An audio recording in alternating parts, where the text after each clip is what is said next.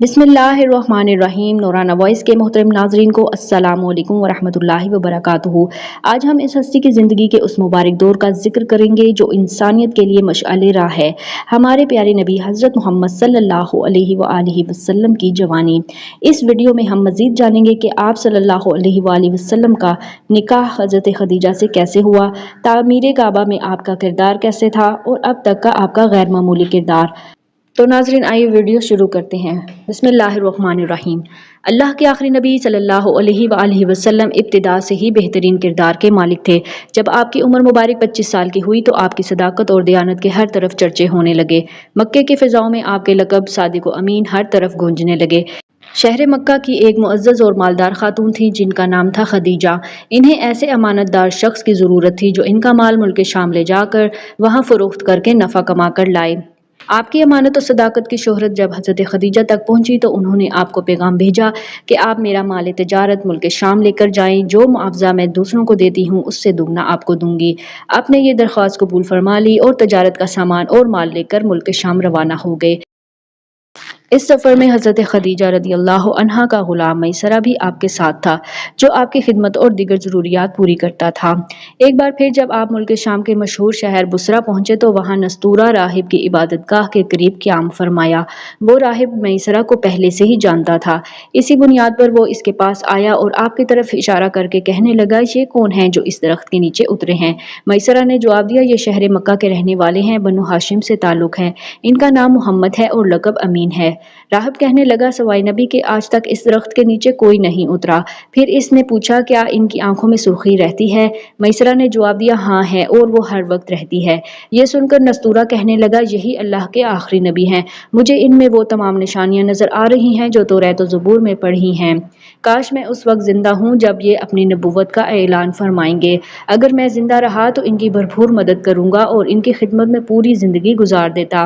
ए मैसरा, मैं तुम्हें नसीहत करता हूँ कि कभी इनसे जुदा मत होना, इनकी खिदमत करते रहना, क्योंकि अल्लाह पाक ने इन्हें नबूवत का शर्फ अता फरमाया है। आप सामान तिजारत बेचकर जल्द वापस तशरीफ़ ले आए। जब आपका काफ़िला मक्का वापस पहुंचा तो उस वक्त हज़रत बीबी खदीजा रदियल्लाहु ताला अन्हा मकान की छत पर बैठी हुई थीं। उन्होंने ये मंजर देखा कि अल्लाह के आखिरी नबी सल्लल्लाहु अलैहि वसल्लम पर दो फरिश्ते धूप में साया किए हुए हैं। इस मंजर ने हज़रत खदीजा के दिल पर गहरा असर किया। कुछ दिन के बाद उन्होंने अपने गुलाम मैसरा से इस बात का जिक्र किया तो मैसरा ने बताया कि मैं तो पूरे सफ़र में इसी तरह के मनाजिर देखता रहा हूँ। फिर मैसरा ने इस तवील सफ़र में आपकी सदाकत और दयानत, हुस्न सलूक व गमख्वारी, मामला फ़हमी और कारोबारी महारत के जो रूह परवर मनाजिर अपनी आंखों से देखे वो बयान किए। नस्तूरा राहिब जिस तरह आप पर फिदा हो गया था और आपके मुस्तकबिल के बारे में पेशन गोइयां की थीं, ये बताया। ये सुनकर हज़रत खदीजा के दिल में आपके लिए अकीदत और मोहब्बत पैदा हो गई। हज़रत खदीजा मक्का की मालदार और बहुत मोहतरम और मुअज़्ज़ज़ खातून थीं। आपका ताल्लुक़ कबीला कुरैश की शाख बनु असद बिन अब्दुल उज़्ज़ा से था। इनका सिलसिला नसब 3 वास्तों से रसूलुल्लाह सल्लल्लाहु अलैहि वसल्लम से मिलता है। अहले मक्का इन्हें इनकी पाकदामनी की वजह से ताहिरा यानी पाकबाज के लक़ब से याद करते थे। इनकी उम्र 40 साल हो चुकी थी। इन्होंने इस वक्त 2 शादियां की थीं और इनके दोनों शोहर इंतकाल कर गए थे। बड़े अमीर व कबीर अफराद ने इनको शादी के पैगामात भेजे लेकिन उन्होंने तमाम पैगामात को वापस कर दिया और ये तय कर लिया था कि अब निकाह नहीं करेंगी। लेकिन आपके इखलाक, आदात, बरक़ात और हैरत अंगेज़ वाक़यात सुनकर इनका दिल आपसे निकाह की तरफ माइल हुआ। उन्होंने अल्लाह के आखिरी नबी सल्लल्लाहु अलैहि वसल्लम की फूफी हज़रत सफ़िया को बुलाया। हज़रत सफ़िया बीबी खदीजा रदियल्लाहु ताला अन्हा के भाई अवाम बिन ख़ुवैलिद की बीवी थीं। इन्हें बुलाकर इनसे आपकी कुछ ज़ाती हालात के बारे में मालूमात लीं। फिर सरे शाम से वापसी के तकरीबन 3 माह बाद उन्होंने आपकी तरफ निकाह का पैगाम भेजा। इस रिश्ते को पसंद करने की वजह खुद हज़रत खदीजा यूँ बयान फरमाती हैं कि मैंने आपके अच्छे अखलाक और आपकी सच्चाई की वजह से आपको पसंद किया। आप सल्लल्लाहु अलैहि वसल्लम ने इस दरख्वास्त को अपने ख़ानदान के बड़ों और अपने चचाओं के सामने रखा। उन्होंने ये रिश्ता मंजूर कर लिया। आपका निकाह हुआ जिसमें आपके चचा अबू तालिब ने खुतबा पढ़ा और अपने माल से 20 ऊँट हक महर मुकर्रर किया। हज़रत खदीजा 25 साल तक हजूर अलैहिस्सलाम की तकरीबन खिदमत में रहीं। ان کی زندگی میں آپ نے کوئی دوسرا نکاح نہ فرمایا۔ رسول اللہ صلی اللہ علیہ وآلہ وسلم کے ایک فرزند حضرت ابراہیم رضی اللہ عنہ کے سوا باقی ساری اولاد حضرت خدیجہ رضی اللہ عنہا سے ہوئی۔ حضرت خدیجہ نے اپنی ساری دولت آپ کے قدموں میں نثار کر دی اور ساری عمر آپ کی خدمت کرتی رہیں۔ اللہ کے آخری نبی صلی اللہ علیہ وآلہ وسلم کی عمر مبارک جب 35 برس ہوئی تو زبردست بارش سے حرم کعبہ میں سیلابی پانی آ گیا۔ اس سے کعبہ شریف کی عمارت کو کافی نقصان پہنچا اور اس کا کچھ حصہ بھی گر گیا۔ قریش نے یہ طے کیا کہ مکمل عمارت کو توڑ کر پھر سے کعبہ کی ایک مضبوط عمارت بنائی جائے جس کا دروازہ بھی بلند ہو اور اس کی چھت بھی ہو۔ چنانچہ قریش نے مل جل کر اس کام کو شروع کر دیا۔ اس تعمیر میں آپ بھی شریک ہوئے اور پتھر اٹھا اٹھا کر لاتے رہے۔ مختلف قبیلوں نے کعبہ شریف کی عمارت میں مختلف حصے آپس میں تقسیم کر لیے، لیکن جب حجر اسود رکھنے کا مرحلہ آیا تو فتنوں نے سر اٹھانا شروع کر دیا۔ قبیلوں کا آپس میں سخت اختلاف ہو گیا۔ ہر قبیلے کی خواہش تھی کہ حجر اسود کو نصب کرنے کا اعزاز اسے حاصل ہو۔ اگر کوئی قبیلہ اس میں رکاوٹ بنے تو تلوار کے زور سے اس کا راستہ روکا جائے۔ 4 دن اسی بات میں گزر گئے کہ حجر اسود کو نصب کرے گا۔ ایک بوڑھے شخص نے اس جھگڑے کو ٹالنے کے لیے یہ تجویز پیش کی کہ کل جو شخص صبح سویرے سب سے پہلے حرم کعبہ میں داخل ہو اسی سے ہم اپنا فیصلہ کروائیں گے۔ وہ جو فیصلہ دے سب قبائل اسے تسلیم کریں گے۔ اس بات پر تمام قبائل کا اتفاق ہو گیا۔ خدا کی شان کے صبح کو جو شخص سب سے پہلے حرم کعبہ میں داخل ہوا وہ نبی کریم صلی اللہ علیہ وآلہ وسلم ہی تھے۔ آپ کو دیکھتے ہی ان کی مسرت کی انتہا نہ رہی۔ سب کہنے لگے یہ امین ہے، یہ جو بھی فیصلہ فرمائیں گے ہم تسلیم کریں گے۔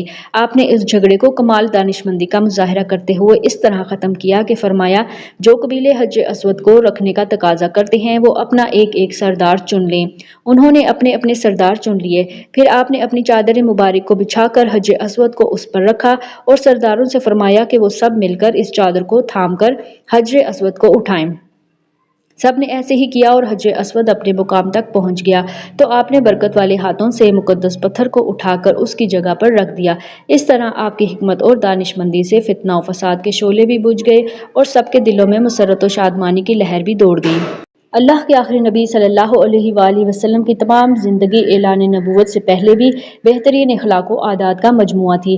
سچائی، دیانتداری، وفاداری، وعدے کی پابندی، بڑوں کی عظمت، چھوٹوں سے شفقت، کمزوروں سے ہمدردی، مہربانی و سخاوت، دوسروں کی خیر خواہی، رحمدلی و نرمی، الغرض تمام نیک باتوں اور اچھی عادتوں میں آپ بے مثل و بے مثال تھے۔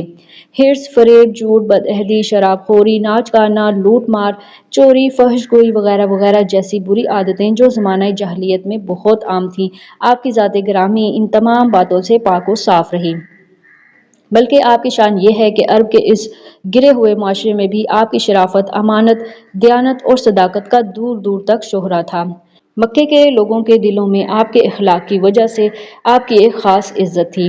آپ کی عمر مبارک تقریباً 40 سال ہو گئی تھی لیکن جاہلیت کے تمام بیہودہ، مشرکہ اور جاہلانہ کاموں سے آپ کا دامن پاک رہا۔ شہر مکہ جہاں بت پرستی ایسی عام تھی کہ خود 360 بت موجود تھے لیکن جن کی خانہ کعبہ میں پوجا ہوتی تھی، آپ نے کبھی ان بتوں کے آگے سر نہیں جھکایا۔ آپ کی گزاری ہوئی زندگی کا کمال تھا کہ اعلان نبوت کے بعد آپ کے دشمنوں نے بڑی کوشش کی کہ کوئی چھوٹا سا عیب آپ کی زندگی سے کسی دور میں مل جائے، کوئی کمزور بات آپ کی اب تک کی زندگی میں ثابت ہو جائے تو اسے سامنے لا کر آپ کی عزت و وقار پر حملہ کیا جائے اور آپ کو لوگوں کے سامنے کمتر ثابت کیا جائے۔ مگر آپ کے ہزاروں دشمن سوچتے سوچتے تھک گئے لیکن کوئی ایک ایسا بھی واقعہ نہیں مل سکا جس سے آپ کے کردار پر انگلی اٹھاتے۔ اس لیے جیسے ہی آپ نے اعلان نبوت فرمایا، خوش بخت لوگ آپ کا کلمہ پڑھ کر دل و جان آپ پر قربان کرنے لگے۔ ناظرین، اب تک کے لیے بس اتنا ہی، پھر سیرت نبی کے کسی اور موضوع کو لے کر نیکسٹ ویڈیو میں آپ سے ملاقات ہوگی۔ ویڈیو کو لائک کرنا اور چینل کو سبسکرائب کرنا مت بھولیے گا۔ تب تک کے لیے اللہ حافظ۔